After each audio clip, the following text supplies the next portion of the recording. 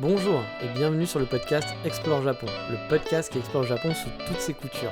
Des conseils voyage, de la culture ou bien de la vie de tous les jours en passant par l'apprentissage du japonais, partons ensemble une fois par semaine pour ce magnifique pays qu'est le Japon.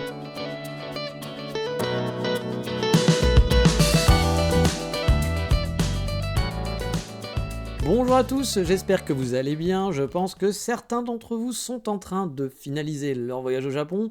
Ça se rapproche doucement, mais sûrement. Oui, je le sais, vous êtes impatients, il y en a quelques-uns qui seront là pour les Sakura cette année, et vous aurez sûrement même plus de temps que moi finalement pour apprécier cette saison qui est très très agréable, même si ma favorite, vous le savez, moi c'est plus l'automne. Mais les Sakura, c'est quelque chose à faire. Moi, les 2 fois où je suis allé en voyage, c'était pendant la saison des Sakura. Et oui, aujourd'hui, dans le podcast du jour, on va parler de moi, étonnamment, parce qu'on parle souvent de moi. Je vais revenir sur un sujet que j'ai pas trop abordé finalement. J'ai l'impression au cours des 200 épisodes, j'en ai un petit peu parlé, mais pas fait un épisode, je crois, il me semble, spécial là-dessus. C'est sur ma vie sur place à Kyoto, enfin, au Japon, on va dire, sans vraiment savoir parler japonais. Quand je dis vraiment, je pense qu'on peut enlever le vraiment, c'est sans savoir parler japonais tout simplement. Je vous l'ai déjà dit plusieurs fois, pour ceux qui sont en panique de venir en vacances ou bien étudier en PVT sans savoir parler, il faut pas que... Enfin, étudier en PVT, pardon. Étudier ou venir en PVT, parce qu'on n'étudie pas en PVT. Enfin, on peut étudier quelque chose pendant son PVT, mais voilà, il y en a qui viennent pour étudier ici, ou qui viennent juste en PVT. Donc sans savoir parler la langue, il faut pas que ça soit un frein, surtout en plus pour les vacances. On va résumer rapidement, mais on se débrouille vraiment très bien sans parler japonais. Avec les Google Translate, les Google Maps, le Pocket Wi-Fi, les cartes 4G, Internet toujours avec soi, bref, il n'y a pas vraiment de friction, il n'y a pas vraiment de complications, vraiment de trucs vraiment très compliqués, surtout si vous avez en plus quelques petites notions d'anglais élémentaires pour les transports, vous retrouvez facilement et compagnie. Mais entre partir en vacances et décider d'y vivre, parce que oui, partir vivre dans un pays, c'est pas la même chose, et on partit vivre en plus dans un pays où on parle pas la langue du tout, c'est pas sur le papier la meilleure idée qu'on puisse avoir forcément, il faut l'avouer. Pour remettre le contexte pour ceux qui ne me connaîtraient pas et qui tomberaient sur cet épisode en n'ayant écouté aucun podcast d'Explore Japon, c'est mal au passage, allez-y, écoutez, il y en a. Bon, vous avez de quoi faire quelques mois, mais bon, ça vous permettra de patienter. J'habite donc sur Kyoto depuis maintenant environ 8-9 mois. J'ai déjà vécu ici 2 périodes, une en 2018 où j'étais étudiant pendant 1 an, où j'apprenais le japonais dans une école de langue, et une autre pendant 6 mois, fin 2019-2020, où là, j'étais un peu là en mode j'essaye de faire ma vie ici, en visa tourisme, et j'ai pas vraiment de plan, essayons quoi. En 2018, au bout d'1 an, j'avais quelques bases de japonais. Pas de quoi faire des conversations de ouf, je l'explique souvent, et je sais que certains m'écoutent pas trop et comprennent pas trop en disant oui, quand même. Mais non, en 1 an de japonais, vous allez pas être bilingue, ni pouvoir communiquer de façon cool, genre pas être bilingue, mais pouvoir parler aisément et raconter votre vie. Non, vous parlerez comme un enfant, et encore. Bien sûr, ça va dépendre de votre appétence pour les langues. Il y a des gens qui sont plus ou moins doués pour apprendre des langues. Il y a même de gros écarts parfois. Moi, je voyais dans ma classe, certains, au bout de 6 mois, étaient vraiment, mais vraiment pas bons. Non pas qu'ils soient bêtes, que ce soit des gens bêtes, mais juste que les langues, c'est pas leur truc. Vous savez, on a tous des choses où on est plus ou moins bon. Il y a des gens qui sont très forts en maths, puis il y a des gens, ça leur parle pas du tout. Il y a des gens, la logique, c'est voilà, ça va, puis d'autres pas du tout. Il y a des gens qui sont très organisés, d'autres qui ont le sens de l'organisation. C'est pas être bête de pas savoir faire quelque chose. C'est juste qu'on ajoute des comportements, des caractères et des choses dans notre cerveau qui sont différents. Et on est tous différents. Il y a des choses où on est plus ou moins bon. Et donc cette personne, au bout de 6 mois, enfin ils étaient plusieurs, en faisant des efforts en plus, ils avaient du mal juste à dire bonjour, je m'appelle Brian et je suis allé au café ce matin en japonais. Voilà, juste dire une phrase très basique, ils étaient incapables de le dire. Et d'autres qui entendaient juste un mot ou une phrase même complète une fois, eux ils étaient capables de la recaser n'importe quand en ayant entendu juste une seule fois cette phrase. Bon, moi c'était clairement pas mon cas. Moi on doit me répéter au moins 45 fois un mot avant que je commence à l'assimiler. J'étais pas au niveau de Brian, j'étais on va dire au niveau dans ma classe, pas dans les meilleurs, mais pas dans les plus nuls non plus. On va dire que j'étais au milieu quoi, en quelque sorte. Et ça c'était en 2018. Donc il y a quelques années qui ont passé où j'ai pu continuer d'étudier. Bon non, j'ai rien fait, comme d'hab, comme plein de gens, vous savez, on dit ouais moi quand je vais rentrer, je vais travailler, je vais continuer le japonais, puis bon au final vous faites pas grand chose, c'est les fameuses bonnes résolutions, mais bon c'est toujours le problème, faut trouver le temps, la motivation, puis il faut que ça passionne. Moi autant j'aime la langue japonaise, j'aime écouter le japonais etc, autant apprendre le japonais, pas vraiment, et on manque cruellement de temps libre. J'ai pas encore réussi à me caser régulièrement du temps pour m'y mettre. J'ai fait quelques tentatives dans le passé au fil des années, mais au final, ça n'a jamais marché. Et puis j'ai tendance en plus à oublier très vite. Je connaissais par exemple environ 700 kanji, je crois, à peu près, après être sorti de l'école. Maintenant, je dois être capable d'en écrire aucun, et je dois en lire une centaine, grand max, je pense. Je sais pas, mais j'en lis pas énormément non plus. Bref, il n'y a pas de mystère, hein. Je pense que pour le japonais, il faut pratiquer tout le temps, tous les jours, et vraiment faire l'effort d'en faire tout le temps, sauf si vous êtes quelqu'un de très doué. Je le dis souvent aussi, hein, mais ceux qui n'étaient pas forcément bons en langue, mais qui réussissaient, il y avait des gens qui arrivaient, hein, qui arrivaient à parler japonais en n'étant pas très bons en langue. Moi j'en ai vu, hein, certains qui n'étaient pas très bons au début des cours, et puis finalement arrivaient à bien EP au bout d'un moment. C'est ceux qui sortaient dans les bars, qui parlaient avec des japonais. L'alcool, les dents à se lâcher. Je me souviens, ils parlaient super mal, hein, mais ils s'en foutaient, ils y allaient. Ils y allaient quand même si le mec en face il comprenait rien, et puis qu'il lui disait Watashi Genki Denwa, ça voulait rien dire, mais ils en avaient rien à foutre. Ils parlaient, il y avait d'inhibition, et puis mine de rien, à force de parler, à force de faire des choses, à force d'écouter, à force que parfois on se rend compte, et puis on a des tournures de phrases, ils epaient vachement en langue, ils avaient une aisance que d'autres qui étaient moyens, comme moi par exemple, n'allaient pas avoir, parce que moi j'allais pas dans les bars pour discuter avec des japonais, tout simplement. Mais bref, c'est pour remettre un peu le contexte et redonner un peu un petit retour d'expérience là-dessus, sur comment apprendre le japonais puis comment ça se passe. Surtout, je veux bien remettre en emphase que les gens qui pensent qu'en un an d'école de japonais, ils vont après pouvoir trouver un boulot dans une entreprise japonaise facile comme ça, en claquant des... Non, les gars, oubliez. Encore une fois, je dis pas que c'est pas possible. Il y a des gens qui vont avoir le niveau, qui vont vraiment être bons, qui vont vraiment être très bons, et qui vont réussir à apprendre, à apprendre facilement des langues, qui vont assimiler des langues facilement. Il y a des gens comme ça. Mais pour plein de gens, au bout d'un an de japonais, vous ne saurez pas discuter avec des gens, vraiment. Et donc, vous ne faites pas des plans en disant « je pars de zéro, j'arrive en école de japonais, moi les langues, je suis pas trop nul, mais ça n'a jamais été mon fort, et après je vais trouver un travail dans une entreprise au Japon, tout va être parfait, etc. » Je dis pas que c'est pas possible. Il y a des gens, hein, comme moi par exemple, qui vont au Japon sans parler japonais, mais vous ne dites pas que ça va être facile, et surtout vous dites pas... J'en discutais avec justement quelqu'un qui écoutait mon podcast et qui est venu à Kyoto faire une école de langue. Alors elle n'était pas dans cet état d'esprit de dire ah c'est hyper facile, machin tout, non, mais elle était en train de me dire ah putain ça fait un an et j'ai l'impression que j'avance pas, que je sais rien faire, que je suis nul, machin et tout, que je sais pas faire. Je fais c'est normal, on est nombreux à être comme ça, au bout d'un an de japonais, et même au bout de 2 ans de japonais. Au bout de 2 ans, moi j'ai des amis, ça fait 2 ans ou 3 ans qu'il est en école, il sait pas encore hyper bien se débrouiller. Lui, il me dira, parce que c'est quelqu'un de confiant, qui va me dire oui, j'arrive quand même à parler, machin et tout. Il vient bientôt, et je sais qu'il écoute ce podcast, il vient bientôt en mars. J'aimerais bien voir comment ça. Parce que là, il était revenu en France, mais il avait fait 3 ans de japonais. Il m'avait dit qu'il avait continué après le japonais. J'aimerais voir comment il se débrouille avec les gens. Parce que je sais que moi, quand j'étais revenu en 2018, par exemple, 2020, c'était mon binôme, je l'adore. C'était moi qui devais commander. Puis quand on devait parler, il avait pas une aisance non plus de foufou, quoi. Mais bon, je sais qu'il comprenait mieux, etc. qu'avant. C'est normal, hein. Au bout de 2 ans, au bout de 3 ans, on s'améliore quand même. Et c'est normal. Mais voilà, ça va dépendre de votre niveau. Et ne surévaluez pas trop, ne vous donnez pas trop d'objectifs trop. Essayez de bien évaluer votre niveau, voire essayer d'apprendre le japonais le plus possible. Moi, c'est un conseil que je donne aussi, hein. Si vous avez le temps, avant de venir faire une école de langue, si vous voulez vraiment avoir du succès au Japon, rester au Japon, trouver une entreprise, etc., après votre école de langue, faites le plus de japonais avant de venir. Plus vous aurez de bagages, plus ça sera simple après ensuite, parce que voilà, si vous avez déjà fait 2-3 ans de japonais derrière vous, vraiment un peu intensif, qui vous permettra pas, quand vous allez arriver, vous allez pas repartir de zéro, mais vous allez voir que ce que vous pensez avoir un super niveau, moi je me faisais toujours marrer, les mecs qui faisaient des licences de japonais, machin et tout, etc., qui pensaient être bons, ils arrivent au Japon, ils sont incapables d'aligner 3 mots. Ils sont bons à l'écrit, mais ils sont incapables d'aligner 3 mots en vrai.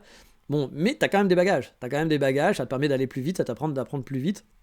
Donc moi c'est un conseil que je fais, si vous pouvez le faire, faites-le. Après si vous partez de zéro et que vous voulez venir au Japon, vous pouvez le faire aussi, mais sachez que ce ne sera pas la voie royale, surtout si vous n'êtes pas une star dans les langues. Ça prendra forcément un petit peu de temps, et puis peut-être qu'à bout des 2 ans, ça suffira pas pour rester, il faudra faire autre chose, ou vous serez en mode galérien, ou peut-être que vous pourrez rester parce que vous serez marié et que vous travaillerez pas dans une entreprise japonaise, vous aurez fait autre chose. C'est possible, il y a d'autres voies. Attention, je ne ferme pas le truc, il y a d'autres voies. Mais faut pas se dire en tête que ouais, je vais faire une école pendant 1 an, je connais rien, ou pendant 2 ans, puis à la fin c'est bon, je reste au Japon. Sachez que ça passe pas forcément comme ça pour tout le monde. Moi, il y a très peu de gens de mon école qui sont encore au Japon. La plupart sont rentrés. Il y en a qui ont pu rester, mais la plupart sont rentrés. Mais bref, on va revenir sur le sujet. Donc ça, c'était pour redonner un petit peu le contexte. Mais en gros, vous l'avez compris, on est en 2023 et mon japonais, il est super, super limité. En gros, je sais commander dans un resto, dans un café, je sais dire 2-3 trucs, mais je vais pas faire de conversation. Voilà, je vais pas faire de conversation. Et même dans un resto ou une boutique, parfois, on va me donner des mots que je connais pas, on va me sortir des phrases que je connais pas, on va me sortir de ma zone de confort en quelque sorte. Et je comprends pas ce qu'on me demande. Ça m'arrive de temps en temps, assez régulièrement, parce que bref, je parle pas japonais, clairement. Mais alors, je voulais justement vous montrer c'est quoi la vie de quelqu'un qui parle pas japonais au Japon. Parce que c'est mon cas, hein. Il y a des gens parfois qui comprennent pas aussi que je parle pas japonais. Ils pensent que je vis au Japon, je leur dis que j'ai fait une école de langue, donc pour eux, ce que je vous disais, hein, les gens qui pensent qu'au bout d'un an on sait parler japonais, pour eux je peux me débrouiller partout, je fais des trucs, je fais ma vie. Non, ici moi je ne parle pas, je suis dans un monde où je sais dire 2-3 trucs, je sais commander, mais ça s'arrête là. Mais est-ce que c'est jouable de vivre comme ça? Est-ce que c'est pas trop inconfortable? Est-ce que finalement, oui, c'est sympa pendant quelques mois, mais on peut pas vivre comme ça toute sa vie? Voilà un peu des pistes que j'aimerais un petit peu répondre. Qu'est-ce qu'on peut faire avec, voilà, par exemple? Est-ce que c'est stressant? Est-ce que c'est trop compliqué? C'est quoi les limitations? Bref, on va revenir un petit peu là-dessus. Au début, si vous parlez vraiment 0 mot en japonais, vous connaissez rien du tout, ce qui était un petit peu mon cas. Moi, j'avais des bases, mais j'avais tout oublié en arrivant. J'avais fait des cours, mais j'avais vraiment tout oublié. Ça peut être quand même un peu compliqué, sauf si vous êtes américain et que vous partez du postulat, comme beaucoup d'Américains, de départ, que tout le monde parle votre langue. Voilà, ils comprennent pas que d'autres gens ne parlent pas leur langue, et donc vous parlez anglais à tout le monde, sans une minute penser que les gens derrière ne parlent pas. Moi, je suis toujours impressionné par tous ces Américains que je vois, qui font mais aucun effort, qui parlent anglais à tout le monde, sans faire d'effort en plus, de vitesse, etc., pour que le mec te comprenne en face. Les mecs sont en vacances ici au Japon et ils parlent à un vendeur en anglais, même pas, ils font un effort, un bonjour en japonais, puis ils arrivent même pas à comprendre qu'en face le mec ne le comprend pas. C'est-à-dire, ça leur vient même pas à l'idée. C'est genre pour eux, non, tu parles anglais. Tout le monde parle anglais. C'est les États-Unis, c'est partout. Non, mon gars, l'anglais, tout le monde parle pas anglais, hélas. Puis toi, tu parles pas d'autres langues, donc ne rabaisse pas les gens en face non plus, s'il te plaît, parce que souvent, l'américain, sait parler que sa langue et sait pas en parler d'autres. Bien sûr, on généralise, c'est pas le cas de tous les Américains, etc. On est obligé un peu de généraliser un peu, mais c'est vrai que moi, c'est toujours un truc qui me choque, qui est pas fait de façon méchante, mais de voir tous ces touristes qui viennent et qui parlent direct en anglais aux vendeurs, comme ça, sans essayer de comprendre, sans essayer de demander est-ce que c'est bon pour l'anglais. Moi, je sais pas, le premier truc à me demander, c'est je demanderai à la personne est-ce que vous comprenez l'anglais, même en anglais, parce qu'on sait pas le dire en japonais. Mais non, il parle blablabla, blablabla. Mais mec, en face, le mec, il sait pas parler ta langue, calme-toi, tu t'es cru où, t'es pas chez toi. Mais bref. Si t'es pas américain, voilà, et que tu ne peux pas, que tu n'as aucun problème pour parler anglais à tout le monde en pensant que tout le monde parle anglais, forcément au début, si tu arrives et que tu ne parles pas japonais, tu vas, et que tu en as conscience, que les mecs en face parlent pas japonais, parlent pas autre chose que le japonais, va y avoir, oui, un peu des frictions. Si vous êtes en plus un peu timide, ce qui est le cas de beaucoup de gens, vous allez parfois être limité pour faire des trucs basiques, vous allez vous limiter en fait. Vous n'allez pas oser rentrer dans un restaurant, dans un café, dans une boutique par peur de qu'est-ce que je vais dire, comment je vais parler, qu'est-ce qui va se passer. C'est totalement naturel. Demander quelque chose pour avoir une info, parce que vous pourrez pas déjà, vous savez pas parler, vous pourrez pas demander cette question, poser cette question, puis vous comprendrez encore moins la réponse. Et du coup, vous allez pas vouloir le tenter aussi en anglais parfois parce que vous avez un peu peur, puis vous savez que la personne en face va pas forcément parler anglais, puis si elle vous répond en japonais, qu'est-ce qui se passe, etc. Bref, vous allez être limité sur des activités où vous ne seriez pas limité avant. Surtout si vous êtes timide et que vous allez pas oser au départ. Et ce qui est normal, c'est vraiment normal. Cependant aussi, je pense que ça peut vous donner un coup de pied au cul. Parce qu'au bout d'un moment, vous en aurez marre sûrement. Bon, après, ça va dépendre de votre caractère. Mais ça peut pousser certains, je pense, timides à l'être un peu moins ce genre d'expérience et à oser un petit peu plus. Surtout au Japon, où j'ai envie de dire que quand je compare mon expérience en Angleterre et au Japon, en Écosse, quand j'essayais de parler, etc., souvent, j'avais des gens pas très aimables en face. Des murs, des gens qui font « Mais à quoi tu parles pas? Je comprends pas ce que tu dis. Ah, c'est chiant. » Voilà. Pour résumer, mais c'était un peu ça. Alors qu'au Japon, les gens sont gentils en général.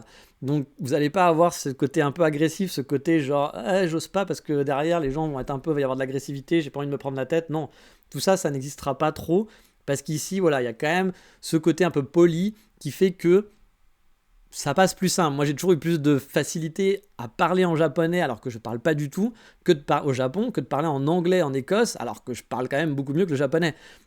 C'est étrange, mais c'est aussi à cause du retour finalement des gens en face de vous.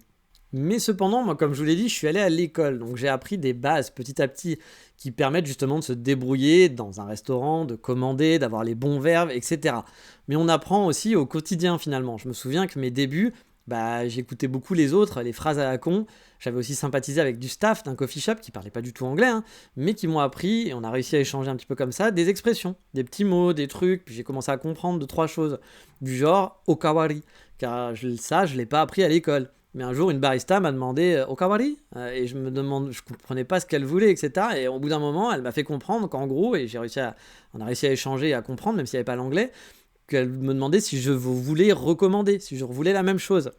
Et bah ça, voilà, j'avais pas la traduction exacte de ce mot-là, mais en gros, c'était à peu près ça. Et pour dire un autre SVP, en gros, un autre café. Encore un, voilà. Vous voyez le topo. Et bon, bah j'ai appris ce mot. Et comme ça, mine de rien, ce genre d'expérience fait que ça reste dans la tête chez moi. Puis maintenant, je peux utiliser Okawari de temps en temps. J'avoue, je n'utilise pas tellement tant que ça. Mais de temps en temps, je vais redire Okawari, où ça m'est arrivé que parfois, dans des cafés ou des restaurants, on me le demande. Et que je sache, du coup, maintenant, ce que ça veut dire. Donc, on apprend comme ça des choses du quotidien. Voilà. L'idéal, c'est aussi de partager avec quelqu'un d'autre qui a la même expérience que vous, qui vous aidera, hein, ou quelqu'un qui sait déjà parler japonais, un francophone par exemple qui sait déjà parler japonais. Ça permet d'échanger aussi des bons tips. Je me souviens que par exemple que mon binôme, lui, il avait appris kekodes, qui est la façon polie de dire non merci. Et du coup, on était super content d'utiliser par exemple au supermarché et de voir les vendeuses être là, genre oh, bah, ils connaissent kekodes, parce que ça normalement le gaijin il connaît pas, il va pas dire kekodes quand on dit oui, on dit non, voilà. Mais on dit pas un truc d'une forme polie de non, c'est une forme polie pour dire non, on va juste dire ie pour dire non, et c'est ce que je disais au départ. Et puis maintenant, bah voilà, ça m'arrive parfois de dire kekodes, même si le japonais de base va pas forcément répondre ça non plus à la vendeuse de supermarché. Mais voilà, c'est marrant. Et effectivement, c'est le genre de truc qu'on peut échanger avec quelqu'un d'autre qui va avoir d'autres expériences, d'autres recherches, et du coup bah, apprendre des nouveaux mots comme ça. Et donc bah voilà, c'est le IE pour répondre, ou alors le fameux aussi daijobu, qui doit être le mot le plus utilisé, je pense, par les gaijins comme moi qui parlent pas trop. C'est un peu le mot fourre-tout qui veut tout dire et rien dire. J'en parlais avec un ami il y a pas très longtemps, mais c'est vrai que c'est le mot qu'on utilise tout le temps. On vous demande si ça va, daijobu. On demande si tu veux ton ticket de caisse, daijobu. En gros, ça veut dire c'est bon. J'ai l'impression, en fait, j'ai pas vraiment d'analyse là-dessus de la vraie traduction étymologique du mot. Comme vous le savez, moi, la langue, ça m'intéresse pas plus que ça. Mais voilà, je l'utilise sans problème pour du positif, du genre ouais, c'est bon. Comme un non, c'est bon, j'ai pas besoin. Bref, on s'adapte assez vite. Et finalement, pour survivre, on va dire, il n'y a pas besoin de savoir tant de choses. Savoir commander, voilà, au Japon, savoir dire sumimasen pour que la commande arrive, pour que quelqu'un vienne vous prendre votre commande. Connaître un ou deux mots de vocabulaire, genre de savoir dire le café, genre les plats que vous aimez, que vous mangez, dire merci s'il vous plaît, savoir demander l'addition, et puis avec quelques mots finalement dans la vie de tous les jours vraiment, on s'en sort.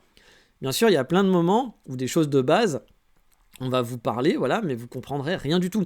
Mais dans ce cas-là, moi je fais oui, voilà, je dis oui, moi, tout simplement, et je bouge la tête, genre ok, la plupart du temps ça peut passer, mais on va dire qu'il y a deux solutions.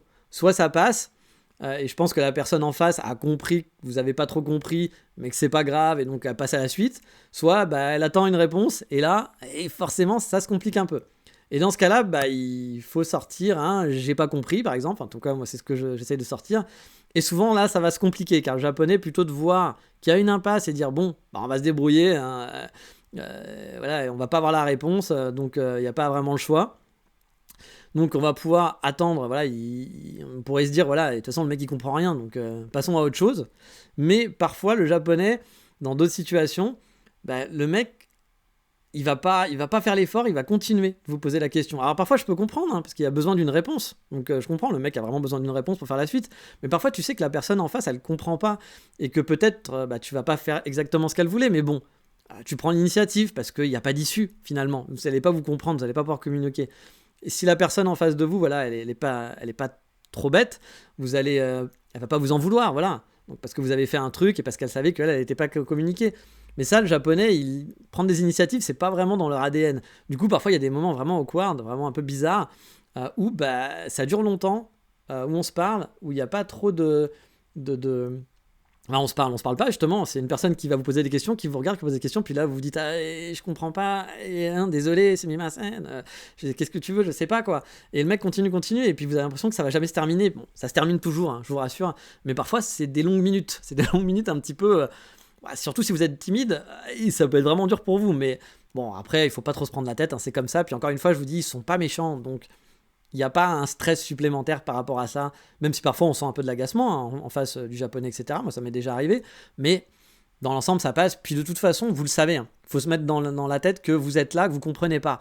Donc vous mettez pas trop de pression, c'est comme ça. Et puis voilà, moi j'ai jamais eu de gros problèmes au final, à cause du fait de ne pas pouvoir parler et de pas vraiment réussir à se comprendre. Après, je l'avais dit, je conseille pas de venir les mains dans les poches et de venir sans savoir parler. Surtout si vous voulez vous installer à long terme. Je suis vraiment pas un bon exemple, clairement. Vous pouvez par contre venir et vous motiver pour apprendre la langue et ne pas perdre du temps. Voilà, venir quand même au Japon et apprendre la langue. Et puis c'est rigolo comme expérience, honnêtement, d'arriver sans savoir parler. Moi, ça m'a fait plein d'anecdotes. J'ai vraiment de bons souvenirs, de trucs un peu stressants parfois, mais dans l'ensemble, c'était vraiment chouette. C'est une découverte qui est chouette d'arriver en n'ayant pas de repères, en étant perdu, plein de trucs qu'on comprend pas. C'est assez chouette. Et puis si vous venez quand même sans savoir pris la langue avant, ça permet de ne pas perdre du temps et puis on apprend mieux en étant sur place, ça c'est sûr. Mais il y a aussi des gens qui vivent au Japon depuis 20 ans, 30 ans et qui parlent pas le japonais, ça existe. Hein, et ils vivent très bien comme ça. Il va falloir accepter que votre vie, elle sera pas intégrée au Japon. Alors attention, hein, j'en vois aussi à l'inverse qui vont dire «Ah, mais tu parles pas le japonais, tu loupes tout au Japon, je vois pas l'intérêt, ça sert à rien». Déjà, chacun fait ce qu'il veut, hein, et s'il a envie de vivre comme ça, il vit comme ça. Oui, bah oui, c'est sûr qu'il va louper des trucs, la personne, celui qui va rester pendant 20 ans à 30 ans sans avoir parlé, il va louper plein de conversations, plein de choses, plein d'expériences, sans avoir parlé le japonais, forcément c'est limitant, même culturellement.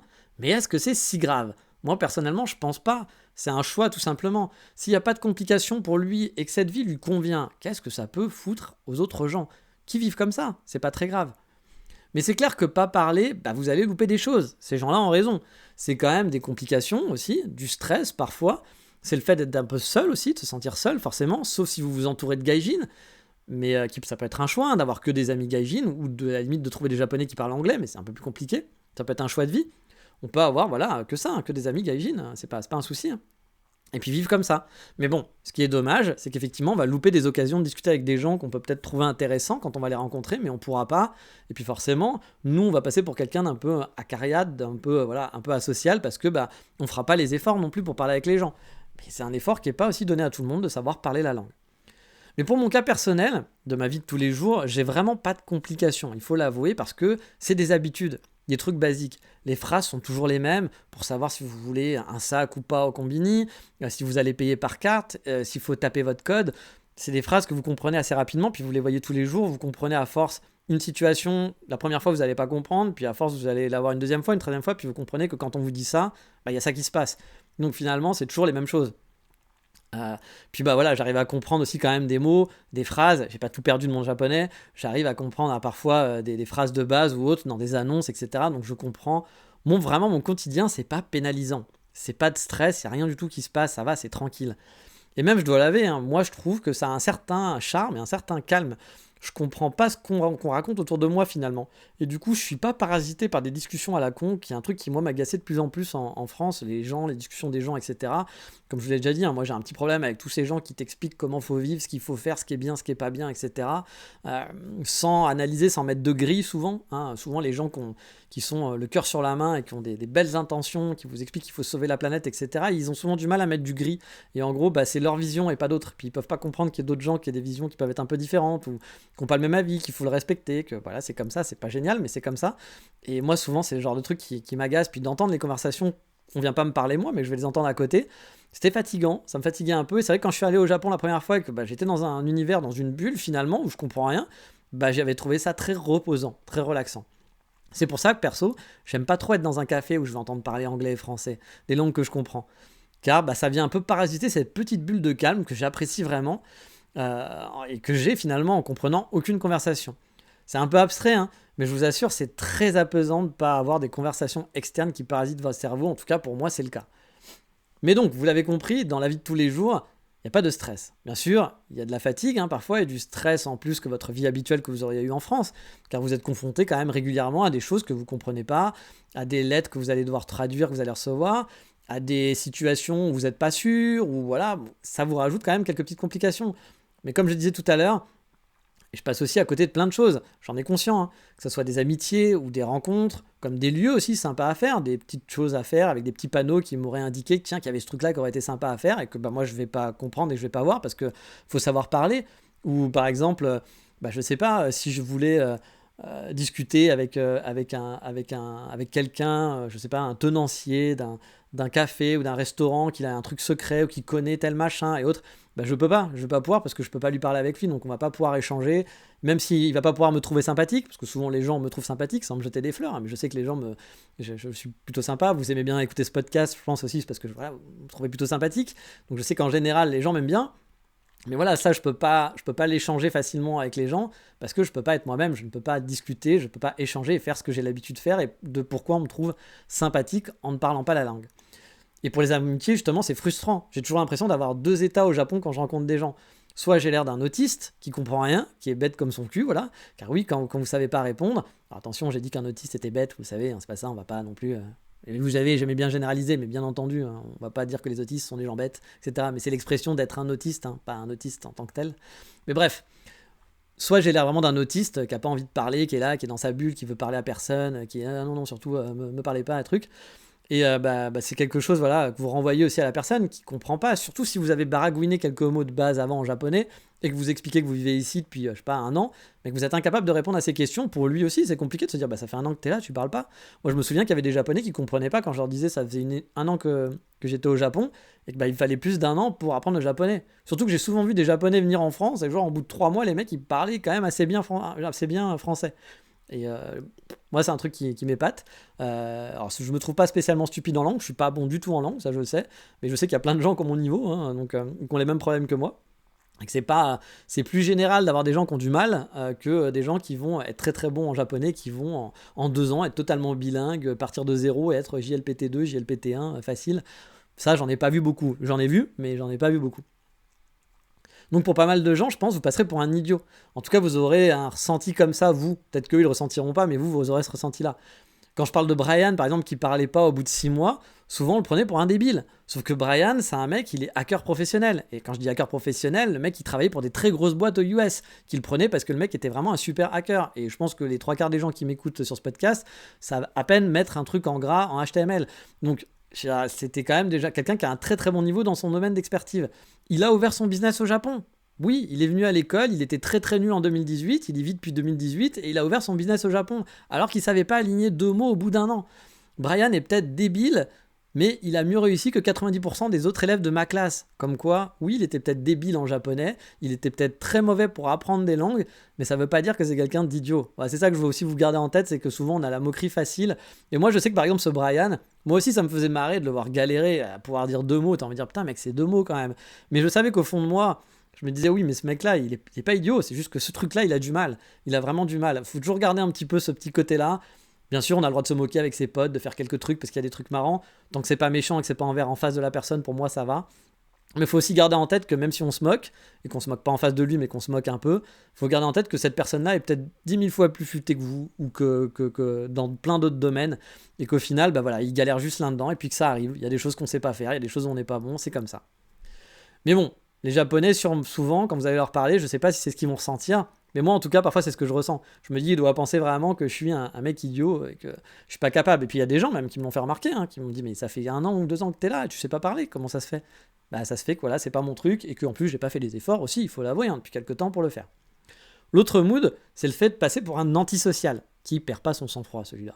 Car oui, on vous parle, vous répondez par 1 ou 2 mots comme ça, et puis souvent, vous n'allez pas relancer la conversation. Vous parlez longtemps. Pas parce que vous n'avez pas envie, hein, mais juste parce que vous pouvez pas le faire, tout simplement. Du coup, au bout d'un moment, vous vous repliez un peu sur vous-même dans ces conversations, vous allez mettre rapidement la fin à cette conversation, voire vous n'allez pas forcément les lancer. Vous n'allez pas lancer une conversation. Donc j'ai l'impression de passer là aussi pour un autiste qui veut pas parler. J'aime bien le mot autiste. Le mot autiste qui veut pas parler, alors que c'est juste que je ne peux pas. Moi j'adore discuter, je suis quelqu'un de très social normalement en général, mais quand c'est pas dans ma langue, moi j'ai du mal, j'ai vraiment du mal. Bref, même si on peut vivre sans parler, on peut vivre entouré de gaijin, faire les démarches administratives aussi, on peut, hein, avec un peu de complication. Il y aura pour beaucoup, et pour moi, hein, c'est le cas, de la frustration de ne pas pouvoir être soi-même finalement, parce que c'est ça. Car au final, on n'est pas soi-même quand on ne peut pas parler et exprimer ce qu'on veut exprimer. On ne peut pas montrer aux autres qui on est. On ne peut pas faire les choses qu'on ferait habituellement, car il y a une grosse barrière qui est présente. Il faut aussi mettre dans le contexte que j'ai pas besoin d'avoir d'interaction avec des Japonais, dans le sens où je travaille en remote pour une boîte canadienne, j'ai pas un environnement de travail japonais, je vais pas au boulot au Japon. Je pense que si j'avais un environnement de travail japonais, je le vivrais pas pareil. Sûrement que je m'améliorerais en japonais, c'est sûr, parce que je devrais pratiquer. J'aurais pas le choix en gros, hein, mais je pense qu'il y aurait beaucoup plus de stress au quotidien. Moi, mes interactions avec le japonais se résument à quand je sors l'après-midi pour aller au café, ou les week-ends quand je vais prendre le train et que je vais faire du shopping, ou alors me balader. Voilà, c'est juste ça. Bon, je mens, parce qu'il y a aussi toute la partie administrative au début qui est compliquée. Je vous en ai parlé dans les hors-sujets Road to Japan, n'hésitez pas à les réécouter. Mais voilà, ensuite, bah pareil, ça se traîtrénise en quelque sorte, même les trucs administratifs. À part quelques petites surprises, des lettres imprévues, etc., des trucs à régler. Mais dans l'ensemble, voilà, une fois qu'on a réglé le gros, bah après, c'est des trucs un peu quotidiens qui arrivent. Bon, il y a eu l'histoire de l'hôpital, par exemple, dont je vous ai fait un podcast aussi, qui est un bon exemple de complications imprévues dans votre train-train, qui vient vous remettre à la face que, bah, sans le japonais, c'est quand même plus compliqué, des choses simples peuvent vite vous stresser, vous ramener du stress. Pour l'instant, j'ai jamais eu de choses vraiment trop compliquées, mais c'est sûr que ça va vous ramener du stress. Ça va vous ramener du stress, même si vous le ressentez pas, etc. Ça va vous ramener du stress, puis suivant si vous êtes quelqu'un qui a accepté plus ou moins le stress, bah, ça peut être beaucoup. Moi, je sais qu'on est tous différents. Il y a des gens, par exemple, pour qui venir s'installer au Japon et faire l'école, moi, c'était pas un stress de venir faire l'école à la base. C'était une aventure. Mais pour qui il y a des gens où c'est waouh, c'est le truc de leur vie, c'est la panique, quoi. C'est vraiment la panique, puis ils ont vraiment très peur. Parce qu'on est tous différents là-dessus. Et puis il y a des gens qui s'en foutent complet, qui vont parler avec tout le monde, comme je vous le dis, même s'ils parlent mal, et ils s'en foutent. Ils y vont, puis ça leur va bien. Puis ils ont raison, hein, parce que finalement, bah, ceux finalement qui arrivent à mieux apprendre, à mieux se développer, etc. Mais bah, faut savoir que quand tu fais ça, forcément, tu fais chier aussi d'autres personnes qui comprennent rien. Les Japonais derrière, ils en ont rien à foutre que tu leur baragouines des mots qui veulent rien dire. Mais bah, est-ce que c'est grave? Je pense pas. Et donc, je pense que ces gens ont raison, surtout quand on va dans des bars, par exemple, comme je vous le disais, aller boire des coups et aller parler avec des mecs bourrés, finalement, bah, c'est pas si mal, quoi. Vous n'allez pas les faire chier plus que ça, quoi. Puis souvent, en plus, ils vont être très contents de parler avec un gaijin, même s'il comprend rien. Puis de toute façon, s'il a pas envie de vous parler, il vous parlera pas, hein, tout simplement, hein.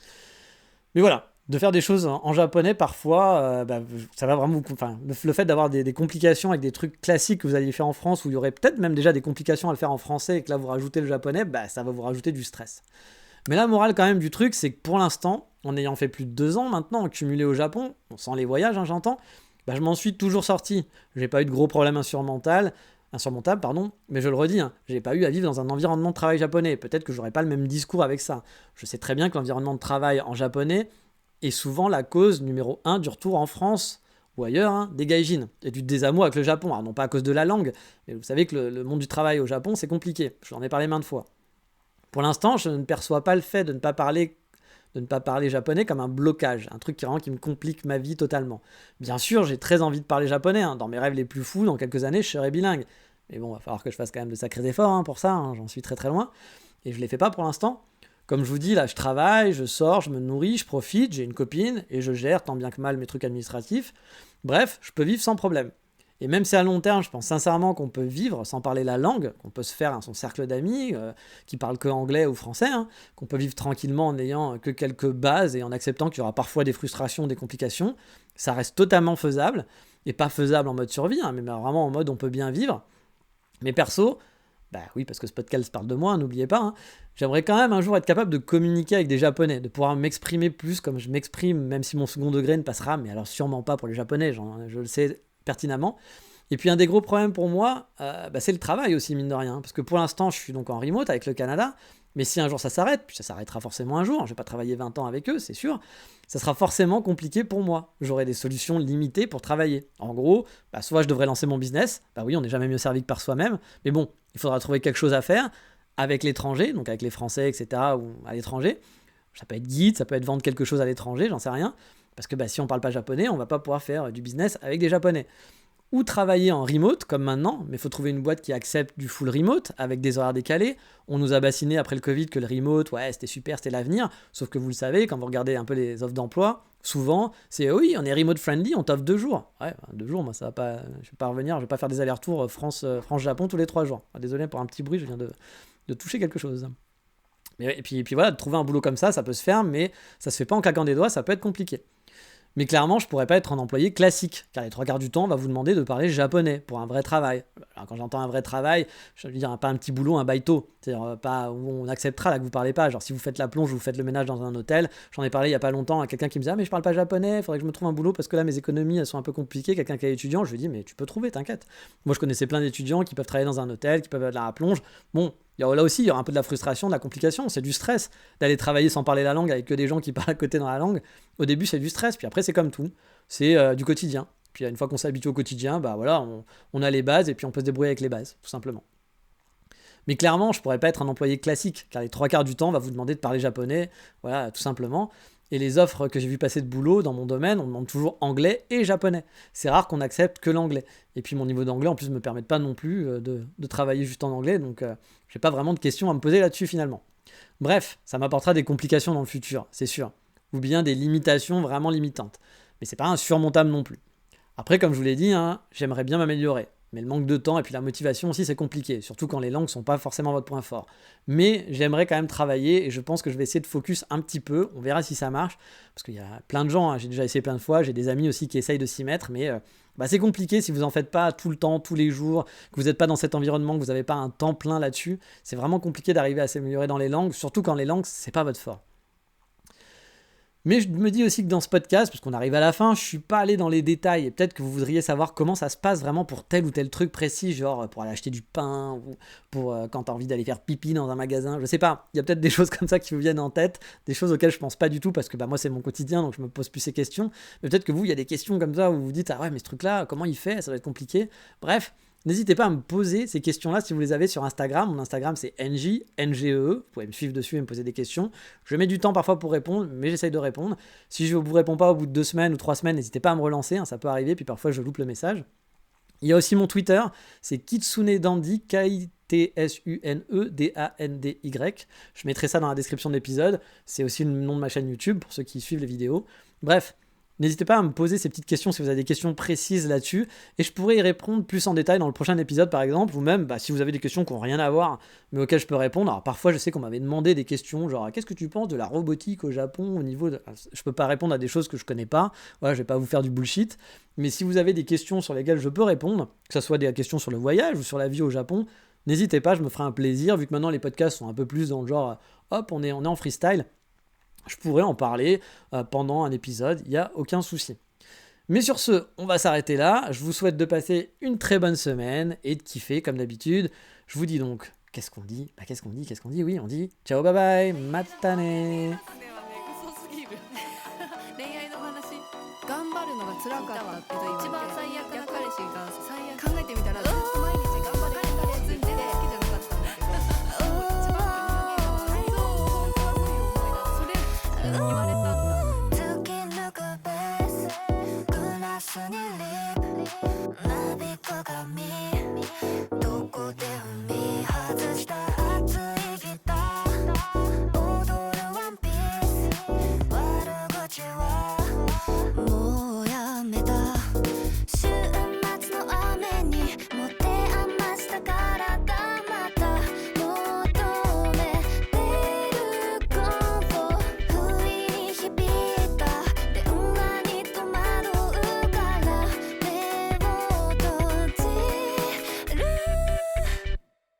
泣かない。